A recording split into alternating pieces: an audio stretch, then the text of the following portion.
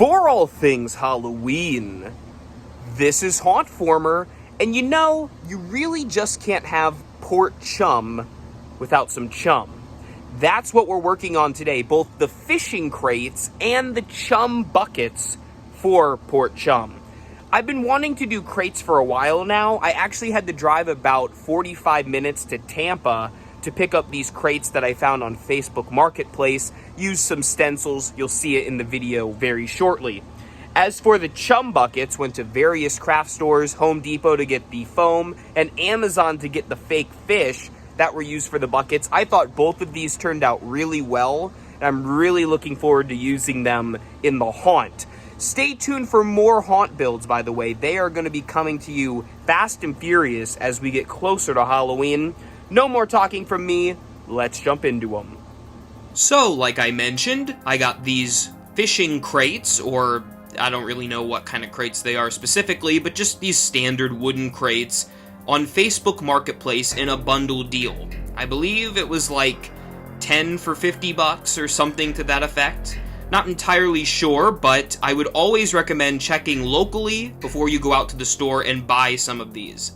Now, the good news is, if you do plan to buy crates like this, you can find similar ones at Michael's for a comparable price, although these were a bit cheaper. And what was nice is, because these were used for gardening by the man I picked these up from, they already were pre-dirtied, which means I really didn't have to paint them with any kind of dirt or discoloration. Now, with that said, speaking of Michael's, I did go to Michael's to get some stencils that I then used to write the word fish on literally every single crate.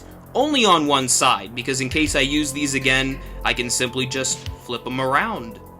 As for the stencil itself, I went with this industrial kind of font. Looked like a cargo font you might see on similar cargo crates.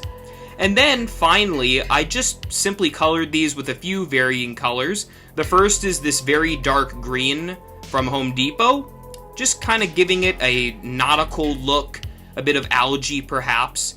And then because these are carrying, well, dead fish, I needed a little bit of red to add some blood effects. Now, I should be fair, this blood doesn't look the best, it's simply paint. But from a distance, I don't think guests that are inside of the unit are going to realize it, and instead of going out and purchasing a huge gallon of permablood, this saved me a lot of money. Now that we're done with the crates, we can move on to talking about the chum buckets, which may be the most important part of Port Chum, because you really can't have Port Chum without chum buckets. For these, you only need a couple of ingredients. You're going to need, of course, the titular buckets. You're also going to need something to make the chum out of. I used sealing insulation foam that expands, and it is extremely sticky, so keep that in mind because it'll stick to your skin for a while. Wear gloves. You're also going to need some fish, because why not? They add a neat added detail that people will notice. I mean, dead fish inside of the guts just looks cool to begin with. And once you add the final piece of resistance, the red coloring, which I also mixed with black to give it a darker look, because usually red spray paint is a little too vibrant, and real blood is a lot darker, I thought these turned out really well. Like with some of the other things you'll see in Port Chum, such as the signs I made in the previous video, you'll notice that I used this gloss over top the chum buckets.